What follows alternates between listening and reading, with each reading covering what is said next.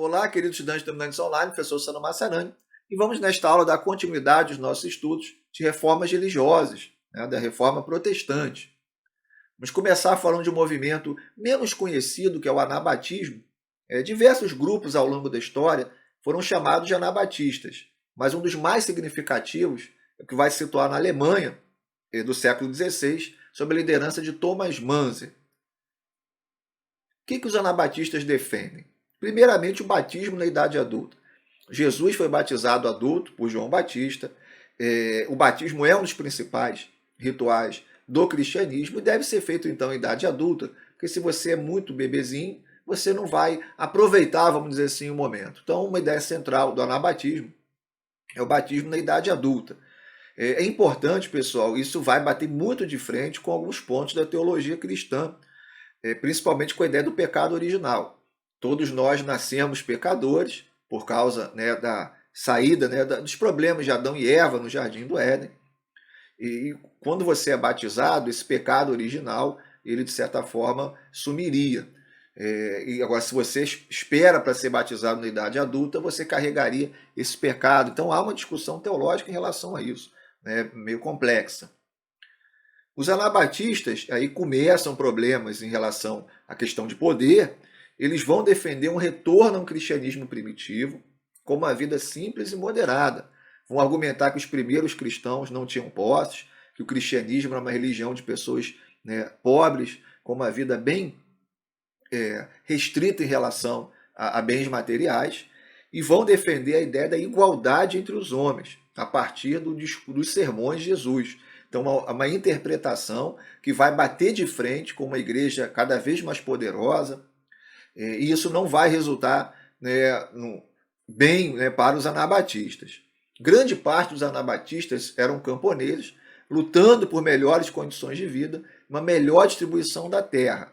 E essas ideias, lógico, vão ser consideradas muito radicais, e os anabatistas, pessoal, como mostra a imagem, são perseguidos, destroçados, são executados.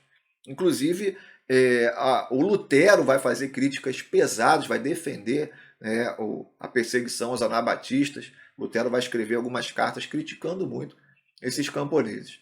Então, os anabatistas vão ser aí, de certa forma, muito perseguidos e dissolvidos. Bem, vamos falar um pouco agora do anglicanismo. O rei inglês Henrique VIII desejava ter um herdeiro masculino para o trono, querendo por isso separar da espanhola Catarina de Aragão, para se casar com a Ana Bolena, uma das moças que acompanhavam lá a Catarina. Então, o Henrique VIII ele tinha essa fixação para ter um herdeiro masculino. A Catarina de Aragão era muito poderosa, é filha dos reis católicos, filha de Isabel de Castela, filha do Fernando de Aragão. Então, não era um casamento fácil de ser dissolvido, como queria o Henrique VIII. Então, o Papa não vai lhe dar o divórcio. Na verdade, não há uma recusa direta, mas o Papa ele estava postergando, de certa forma, ele estava, vamos dizer assim, fazendo com que o Henrique VIII desistisse da ideia. O Henrique VIII não vai aceitar essa posição do Papa. Então, insatisfeito com a posição do Papa de não lhe dar logo o divórcio, ele vai proclamar o ato de supremacia em 1534, rompendo com a Igreja Católica, formando a Igreja Anglicana. Então, o rei inglês vai ser, ao mesmo tempo, o chefe de Estado e da Igreja. Então, há uma ruptura forte com o catolicismo, onde o rei agora ele vai ser também o chefe da Igreja. Logicamente, isso vai abrir, assim como houve lá com Lutero, vai abrir um espaço, um interesse nos bens da Igreja, que foram confiscados pelo governo. Assim como no luteranismo, a nobreza também vai confiscar os bens da Igreja, apoiando o Lutero. Mas é interessante, pessoal, que o anglicanismo não se difere muito no seu dogma em relação ao catolicismo.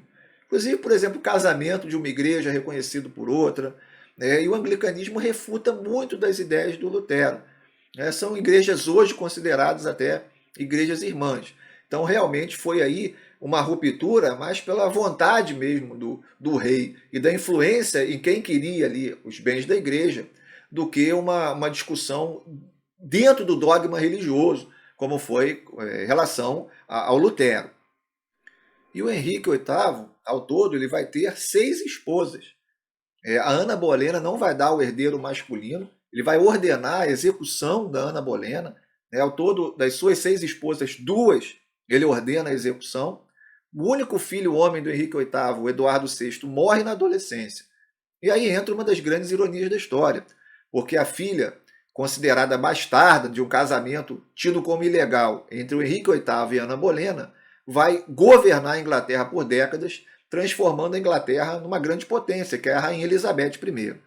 Então, o Henrique VIII ele fez tanta questão de ter um herdeiro masculino, mas foi a Elizabeth que vai levar a Inglaterra a um rol das grandes potências. A história tem muito disso.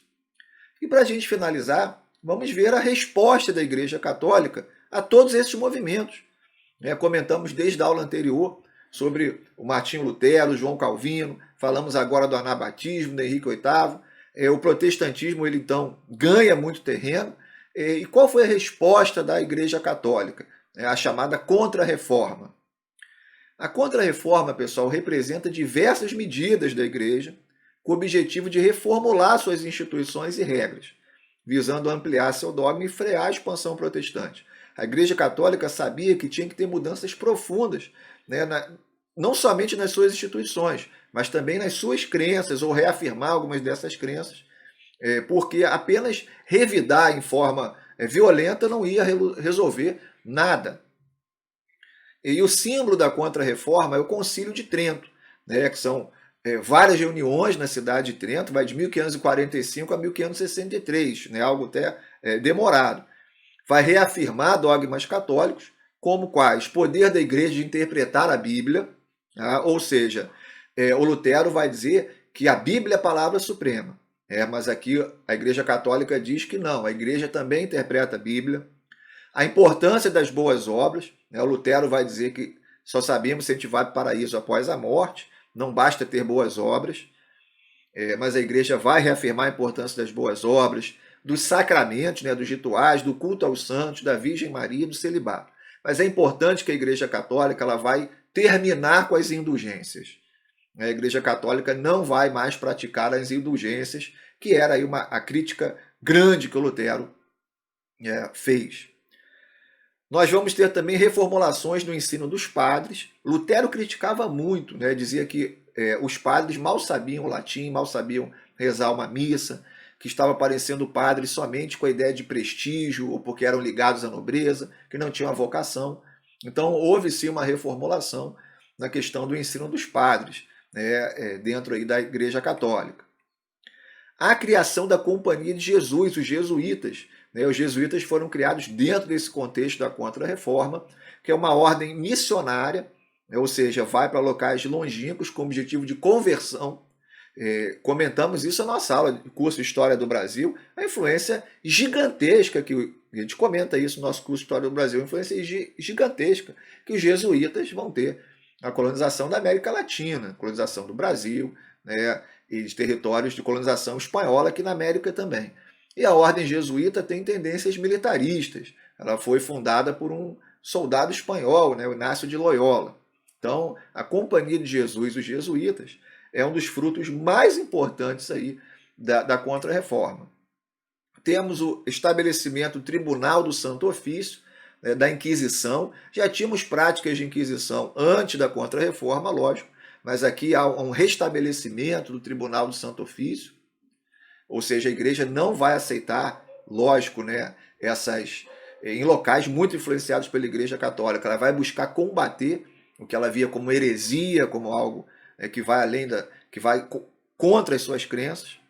E temos a criação de uma lista de livros proibidos, o índex de livros proibidos, que seriam então livros que tivessem ideias contrárias ao dogma do catolicismo. Então nós temos aí a resposta, à reforma protestante, a resposta da Igreja Católica, que em alguns locais teve, de certa forma, um sucesso, por exemplo, próprio Portugal e Espanha, nós vamos ter aí o protestantismo com pouco alcance, mas em locais como França temos guerras muito fortes, religiosas, locais como a futura Alemanha, locais como a Inglaterra, o protestantismo, Escócia, Holanda, o protestantismo teve grandes avanços. E essa disputa, catolicismo-protestantismo, de certa forma, também é transferida para as colônias e para territórios além-mar.